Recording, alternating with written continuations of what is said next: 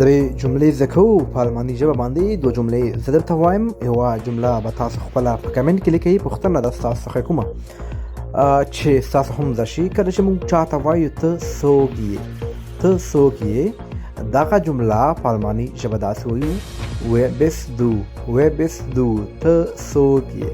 او کله چې موږ چاته وایو ته څه نومیږې، ته څه نومیږې، دا جمله په الماني ژبه داسې وایو wie heißt du، wie heißt du، ته څه نومیږې.